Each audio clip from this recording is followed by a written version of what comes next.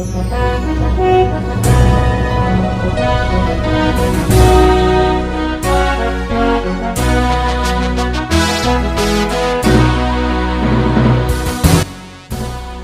bagi saudara sekalian. Marilah kita siapkan hati dan pikiran kita untuk menyambut firman Tuhan. Kita berdoa. Damai sejahtera Allah yang melampaui segala akal, itulah yang memelihara hati dan pikiran di dalam Kristus Yesus Tuhan kita. Amin. Saudara yang terkasih di dalam nama Tuhan Yesus, firman Tuhan sebagai khotbah minggu ke-13 setelah Trinitatis pada tanggal 11 September tahun 2022 diambil dari kitab Injil Matius pasal 18 ayat 12 hingga ayat 14. Beginilah firman Tuhan. Bagaimana pendapatmu jika seorang mempunyai 100 ekor domba dan seekor diantaranya sesat? Tidakkah ia akan meninggalkannya 99 ekor di pegunungan dan pergi mencari yang sesat itu? Dan aku berkata kepadamu, sesungguhnya jika ia berhasil menemukannya, lebih besar kegembiraannya atas yang seekor itu daripada atas yang ke-99 ekor yang tidak sesat. Demikian juga Bapamu yang di surga tidak menghendaki supaya seorang pun dari anak-anak ini hilang. Demikian pembacaan firman Tuhan. Adapun yang menjadi tema dalam ibadah minggu kita hari ini adalah Allah menghendaki pertobatan kita. Jemaat yang terkasih, mengawali khotbah ini, saya ingin menyampaikan sebuah ilustrasi tentang pertobatan seseorang. Kisahnya seperti ini. Ada seorang atlet loncat indah yang sudah terkenal pada zamannya. Dia seorang pria yang tidak pernah mau percaya akan Yesus. Apa yang ia lakukan sehari-hari penuh dengan hal-hal yang tidak benar, kebiasaan-kebiasaan buruk, penuh dengan dosa. Ia jauh dari Tuhan. Sekalipun keluarganya adalah Kristen, namun dia tidak mau dibimbing dan diajar menurut ajaran kekristenan. Hingga suatu ketika, ada seorang pendeta yang datang menjumpainya dan berbicara kepadanya panjang lebar tentang keselamatan dalam diri Tuhan Yesus. Awalnya pria itu menolak. Namun, setelah beberapa kali pendeta itu berupaya untuk menjumpainya, akhirnya dia pun bersedia mendengarkan setiap perkataan pendeta itu. Namun pria itu belum menunjukkan kesiapannya untuk menerima Tuhan Yesus sebagai juru selamatnya. Sebab ia merasa lebih nyaman dengan gaya hidup yang bebas. Hingga suatu malam, seperti biasa, ia pergi ke sebuah kolam renang dan berencana akan latihan di sana. Kebetulan karena sudah malam, pengunjung kolam renang itu pun tidak ada lagi. Lampu di sekitarnya pun dipadamkan. Yang ada hanyalah sinar rembulan. Tak lama kemudian, pemuda itu memanjat ke tiang loncatan yang paling tinggi. Namun di saat ia akan melompat, tiba-tiba hatinya digerakkan oleh Roh Kudus, sehingga ia mengingat setiap perkataan dari pendeta itu, dan membuat dia mengingat segala dosa-dosa yang ia lakukan. Di samping itu, ia juga mulai mengingat beberapa ayat Alkitab yang telah diperdengarkan oleh pendeta itu kepadanya. Namun kembali ia hendak meneruskan niatnya untuk melompat. Dan sebagaimana biasa, ia pun membentangkan kedua tangannya. Lalu ia melihat ke bawah, dan alangkah terkejutnya ia melihat bayangan dirinya itu dengan tangan yang terbentang, sungguh menyerupai gambaran salib. Hal itu membuatnya dengan spontan merasa sangat tersentuh. Lewat gambar bayangan salib, membuat dia mengingat akan firman Tuhan lewat tuntunan untuk percaya kepada Tuhan Yesus. Dan di atas papan loncatan itu, Ia berlutut dan berdoa mohon ampun pada Yesus, dan ia menerima Dia sebagai Tuhan dan Juru Selamat hidupnya. Setelah ia berdoa, tak lama kemudian, petugas kolam renang pun datang, hendak mengecek kolam renang, dan ia menyalakan lampu. Dan alangkah terkejutnya pria itu yang sedang berdiri di papan loncatan paling tertinggi, ia melihat ke bawah. Ternyata kolam renang itu kosong, tidak ada airnya, karena sedang dibersihkan oleh petugas. Sungguh ia sangat tersentak dengan semua itu. Seandainya ia tidak melihat bayangan yang menyerupai salib itu, mungkin dia tidak akan sadar. Dan dia mungkin sudah melompat, dan akibatnya pasti fatal. Lalu ia kembali berdoa dan penuh dengan rasa syukur oleh karena rancangan Tuhan dalam hidupnya yang sungguh sangat besar dan telah menyelamatkan jiwanya. Sejak itu, dia sungguh-sungguh bertobat dan menjadi seorang yang rajin beribadah. Bahkan ia selalu memberitakan kesaksian kepada semua orang bahwa lewat peristiwa itu, ia mengatakan bahwa ia diselamatkan oleh salib Yesus. Saudara terkasih, sebagaimana yang disampaikan dalam kisah itu, bahwa satu hal yang dikehendaki Allah dalam diri kita adalah pertobatan yang sejati. Sebab tanpa pertobatan, maka sesungguhnya kita tidak akan berkenan di hadapan Allah. Pertobatan yang sejati akan mendatangkan keselamatan bagi jiwa kita, hingga kita sungguh-sungguh merasakan kebahagiaan yang sempurna dalam hidup ini. Kebahagiaan yang sempurna hanya ada ketika kita bertobat dari segala tingkah laku kita, ketika kita sungguh-sungguh menerima Tuhan Yesus sebagai Juru Selamat hidup kita. Saudara terkasih, firman Tuhan pada saat ini menyampaikan sebuah perumpamaan yang diberikan oleh Tuhan Yesus kepada para murid untuk memudahkan pemahaman mereka tentang makna dari keselamatan.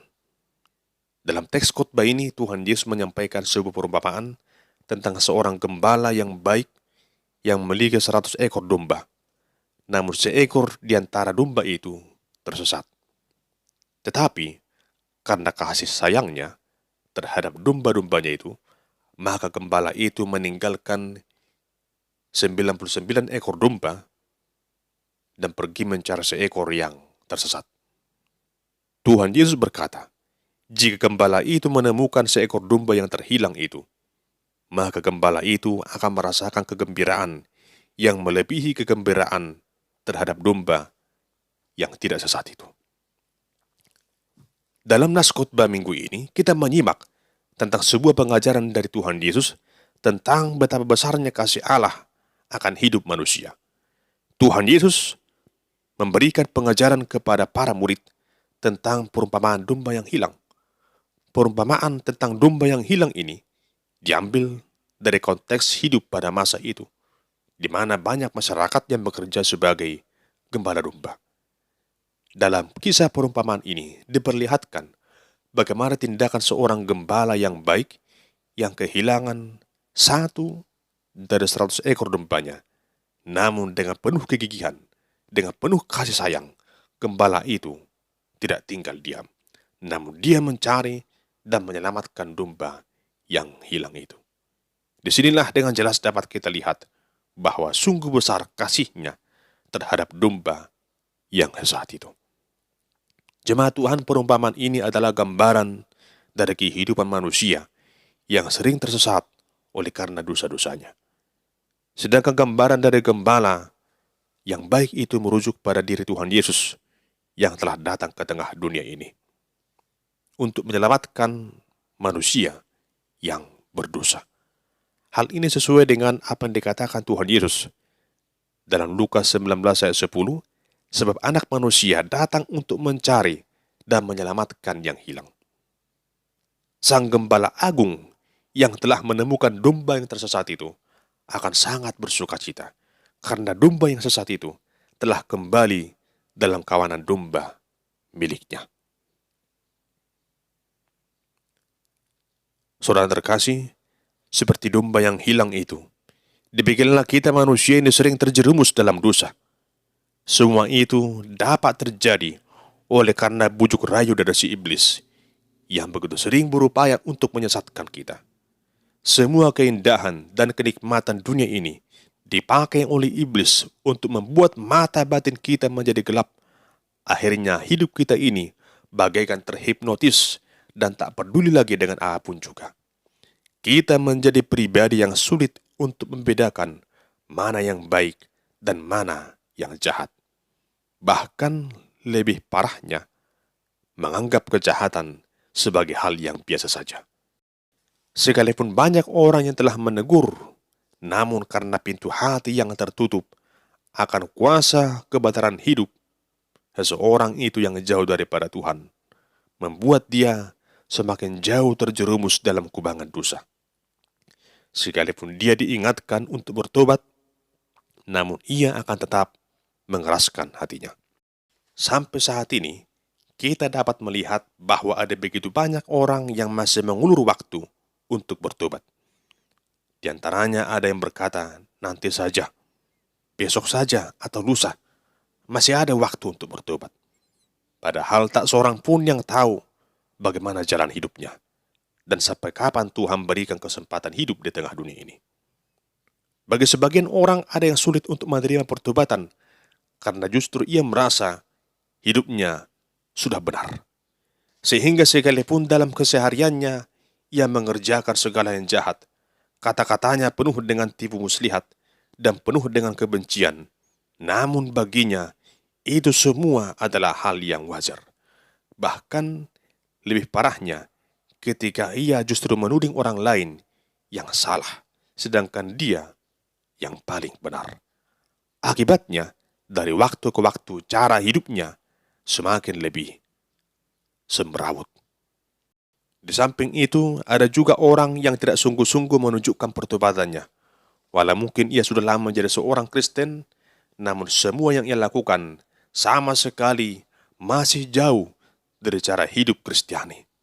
Ia sering jatuh bangun dalam dosa. Kadang bertobat, kadang kumat. Itu sebabnya ada istilah Kristen tomat. Hari Minggu dia tobat, dia ibadah, dia berikan persembahan, wajahnya penuh dengan keceriaan, senyum-senyum kemana-mana, penuh keramahan, seolah-olah dialah orang yang paling baik sedunia. Namun keesokan harinya, mulai hari Senin sampai Sabtu, dia kumat sekumat-kumatnya, dengan 1000 macam kebiasaan yang penuh dengan kejahatan.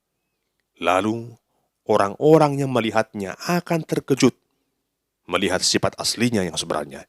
Ibarat ular, dia hanya ganti kulit saja. Tapi bisanya, masih sungguh sangat mematikan.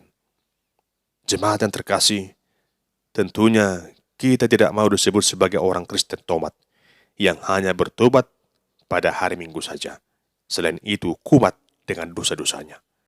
Namun seharusnya kita hendaknya menjadi pribadi yang sungguh-sungguh yang mau bertobat, yang mau berubah, yang mau menunjukkan buah dari pertobatan itu. Inilah saatnya yang perlu kita lakukan, mengaku dosa di hadapan Tuhan. Firman Tuhan berkata dalam 1 Yohanes 1 ayat 9, jika kita mengaku dosa kita, maka ia adalah setia dan adil, sehingga ia akan mengampuni segala dosa kita dan menyucikan kita dari segala kejahatan. Jemaat yang terkasih hari ini, marilah dengan sungguh-sungguh kita mengaku dosa di hadapan Tuhan dan bertobat dengan segenap hati dan jiwa kita. Ingatlah bahwa Allah sungguh menghendaki pertobatan kita. Allah tidak menghendaki penghukuman kita. Allah tidak menghendaki kematian orang fasik itu. Namun Allah menghendaki agar setiap orang berdosa diselamatkan ketika dia sungguh-sungguh mengaku dosa dan bertobat di hadapan Tuhan. Oleh karena itu, saudara yang terkasih, percayalah dengan sungguh-sungguh hanya kepada Tuhan Yesus Kristus sebagai Tuhan dan Juru Selamat hidupmu, yang sungguh mengasihimu dan telah mengampuni dosa-dosa kita dan menjadikan kita sebagai manusia baru oleh karena rahmat Allah yang telah menyelamatkan kita. Amin. Kita berdoa. Ya Tuhan Allah, kami sungguh bersyukur lewat anugerah keselamatan yang telah Kau berikan kepada kami. Engkau ya Tuhan Yesus, Gembala Agung yang sungguh amat baik, telah mencari kami domba yang sesat ini, manusia yang berdosa ini, dan Engkau menemukan kami dan merangkul kami dalam kasih. Tuntun kami Tuhan lewat Roh-Mu yang kudus, agar kami selalu hidup dalam kebenaran firman-Mu sampai selama-lamanya. Di dalam nama Tuhan Yesus kami berdoa dan mengucap syukur kepadamu. Amin.